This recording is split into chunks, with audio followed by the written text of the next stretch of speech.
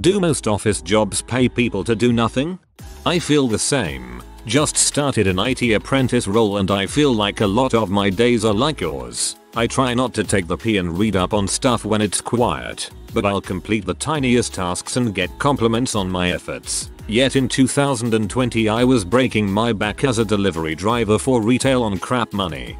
That's IT. The higher you go, the less you actually do. To be fair, with experience and skill, in support at least, you are there available for when they really need it. Yes, that's how many of the jobs work. No, it's not stressful to me. Just be friendly and people will keep you around. Also, like the other guy said, watch Office Space. In a previous office job, I once read The Pillars of the Earth in 4 days. I quit after 6 months. Hardly any work to do, even when I asked, and I was forced to be at my desk from 8 to 5:30. They would, of course, notice if I left at 5:29, but not that I was sitting there doing nothing. I've been feeling this exact thing. Left my grocery store job for a really nice office job getting paid 4x more for 10x less work. I'm so sure that I would have actually died from stress if I never left my old job. I think it really depends on the job. Office job is a very vague and generic term. Accountants, consultants, developers, auditors, product owners are all types of office jobs that require lots of work. But I'm sure the pay will match that work and the skill required to do them will be higher than less intense jobs. I started a new job recently too. I literally work maybe a total of 2 hours out of 8. The rest I'm either finding things to clean, or I'm sitting down waiting for a customer. It feels so lazy. My kid is working from home for $85,000 a year but hasn't worked more than 5 or 6 hours a week since April of last year. One of the problems I have as a manager, particularly when working with early career new employees, is estimating how long it takes for them to get proficient at their tasks. Particularly when I'm pulled away by my primary duties and don't check in as often as I should. I invariably either overestimate and give them too much work or underestimate and don't give them enough, especially during the first few months. I do notice, however, when they put in the time to do it well, learn about the overall processes they support, and ask for additional taskings. It's part of the feedback during our weekly one-on-one meetings, at least for my direct reports. I don't mind an employee who shows up on time, does what's asked of them, and goes home at the end of the day. If the minimums weren't good enough, they wouldn't be called the minimums. They get a satisfactory rating during annual performance reviews and their jobs are safe. The ones who go above and beyond, however, get rated higher, are eligible for more bonuses and are more competitive for promotions. Corporate world is less physically taxing and there are fewer angry customers to deal with, unless you're in the customer service part of the company. So, life is a bit easier. That said, if you're only responding to few messages and doing basic projects, some of your work may be ripe for consolidation, automation or outsourcing. If this is something you want to do, try to find projects to increase your value to the company. For balance, there's a whole sub called R&2 work that suggests you don't do more than the minimum unless you get paid well enough. I transferred from my London company to Colorado on a 2-year contract. They wouldn't honor my UK contract which entitled me to 6 weeks paid vacation guaranteed by law here in the UK, look it up, and limited sick days, and I would get 6 weeks maternity leave straight away when my girlfriend had our child. She gets 2 years maternity leave with her UK contract. My UK contract also included 2 weeks paid leave for my honeymoon and 10 public holidays all off. The Colorado HR women didn't believe the contract was real and said they're lucky if they even get 5 paid vacation days off a year. I worked about 30% more hours in the US and everyone would work unpaid overtime as they were scared if they didn't perform they would be replaced due to the US poor labor laws. I lasted 3 months before returning to the UK. Coincidentally, a few Americans moved to our London office after finding out our benefits, which are actually worker rights guaranteed by law in the UK. Please note, I'm not crapping on the US, but trying to let you know you can actually have a work-life balance and worker rights in pretty much any other developed country in the world. Okay, I thought it was just me. I'm a software engineer. I hated it before. Commute early for long to just appear there, have lunch, continue the day and commute again without doing anything. But since working from home, I don't mind it a bit. I get much time for reading, piano, and watching anime. Gotta say, after WFH in my IT job, my 10% workload makes it feel like I'm in such limbo. I'm not doing anything, but I don't feel like I can just go to the zoo or take a vacation. I'm working right now. Got hired a few weeks ago. Haven't even started training yet. Sometimes my manager will be like, I read over this topic today and after 30 minutes I'll be done and do my own thing. I see people on Netflix, on their phones, etc. I listen to podcasts while I read random topics that sound interesting, waiting for HR to give me my employee ad so I can start training. It's real hard work. Depends on the job. I've worked in finance, energy, and our jobs are soul sucking, constant 10-15 hour days, but we get paid pretty well, so there's that.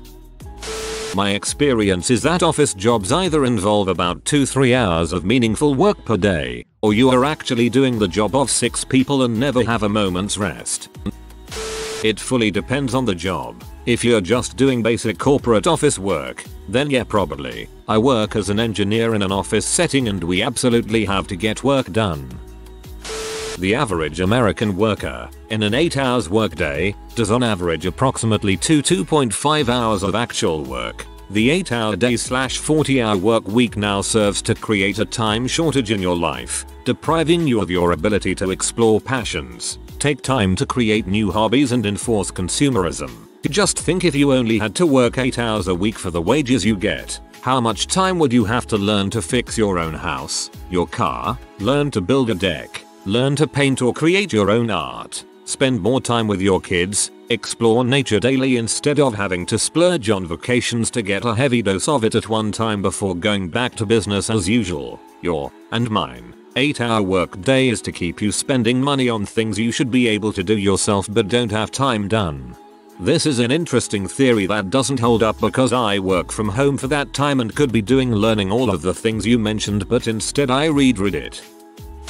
I can't speak for all as my current job is the only office job I've ever had, but I am constantly busy. I think it depends on the type of work you do for the office, what the business is. Hope that helps. Depends what you do. I end up working my ass off and then having minor existential crises when I realize it's all abstract and doesn't exist in real life. Yes, and everyone else will constantly talk about how busy they are. You'll feel imposter syndrome because you're not busy like they are, but they're lying. And eventually, you'll lie too and say you're busy, because it's just the thing you do. Honestly, I love it. I work sometimes, but a lot of times I read or play video games or watch TV. I'm pretty busy all day. When I started I had a different position within the same team and I didn't have very much work. I felt bad because I knew the rest of my team was working their buns off. Now I work constantly. Nope, not in my company. Everyone is stressed and doing overtime, without extra pay. There is way too much to do and not enough people to do it. Not sure what area you work in, but it sounds really nice and relaxing. I did data entry processing office job for a criminal background check company. It was one of my first jobs out of college. Full time, barely over minimum wage. The thing is, I focused on work only, hardly conversed with anyone unless spoken to first, and thought I could get ahead by doing a crap ton of work. Turns out, hardly anybody else was trying at the job or they just sucked at it. Over a few months, I ended up processing almost half the cases of a 10-person team, single-handedly. By my third month, only one person in the entire company was processing more than me. My team hated me because the new guy made them all look terrible at their jobs. My team leader hated me because I had higher education than her. I think she felt threatened. And my office manager hated me because I never participated in their BS social events and told them the $1 hour raise wasn't enough for the amount of work I did. I didn't last long there, but I learned that sometimes less is more. It's not always about doing the most or being the best worker. It's usually about finding a groove, figuring out where you fit into the machine, and doing your part while not stepping on toes. Compared to blue-collar and service jobs, yes, it's night and day different. Office jobs are easy as heck compared to them.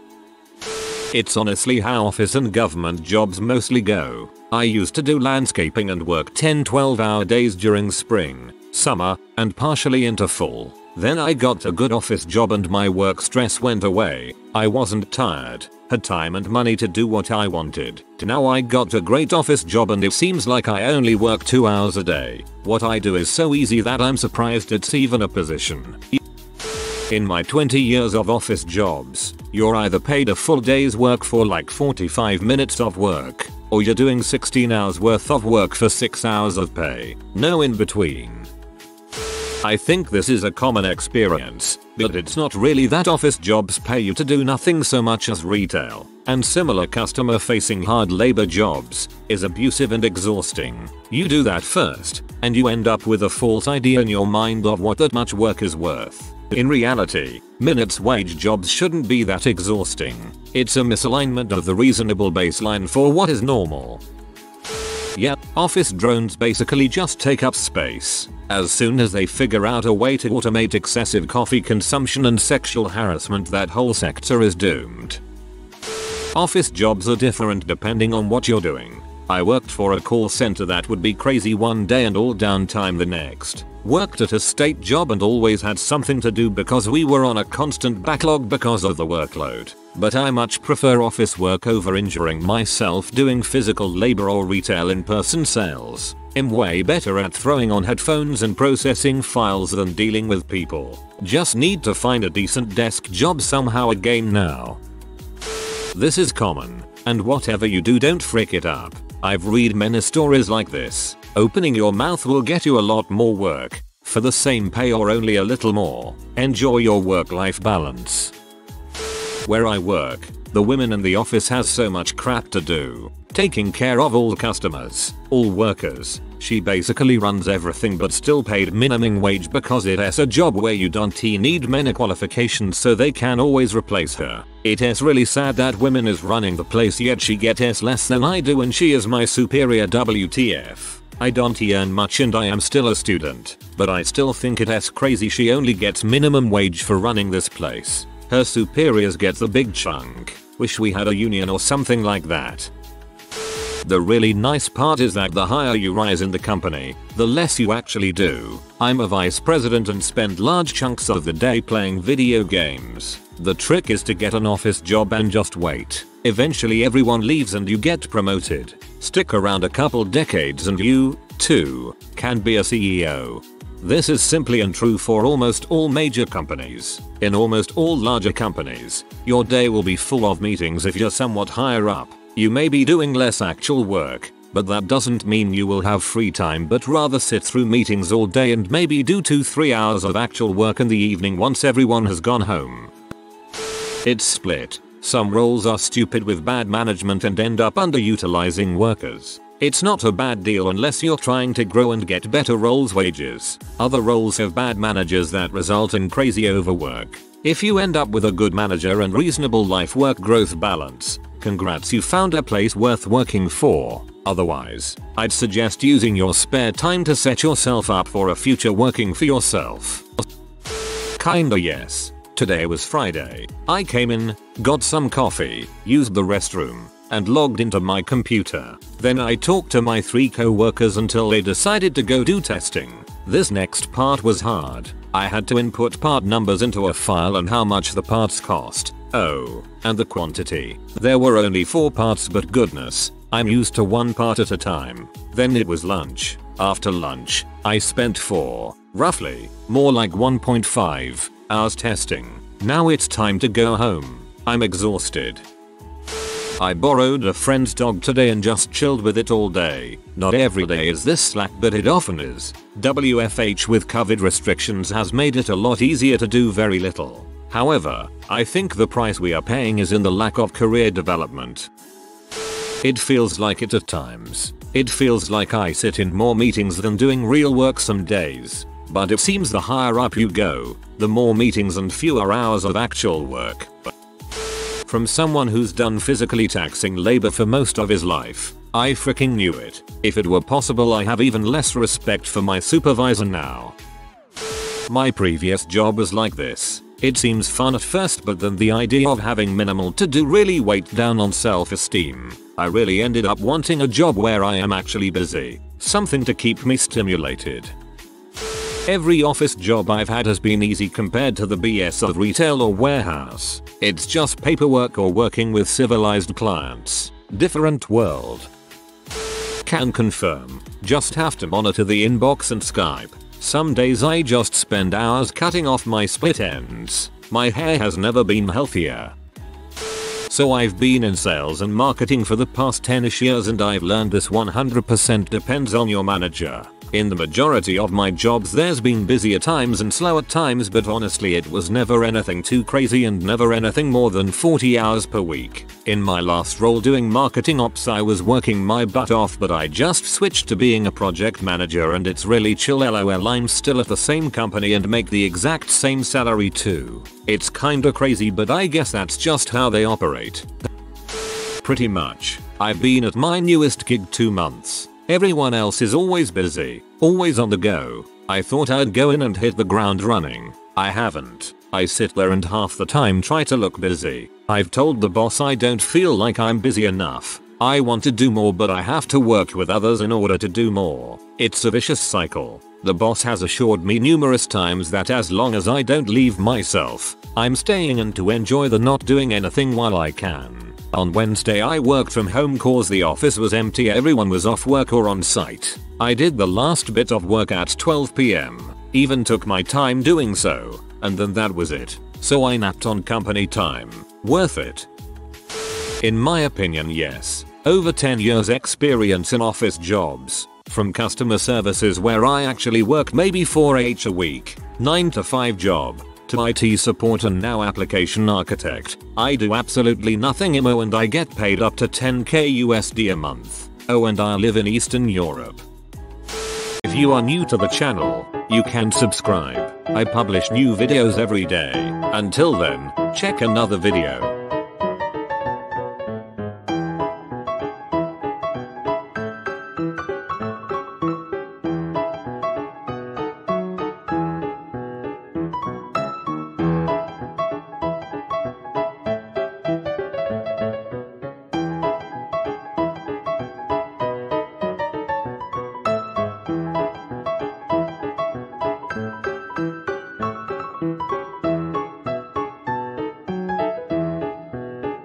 Bye for now.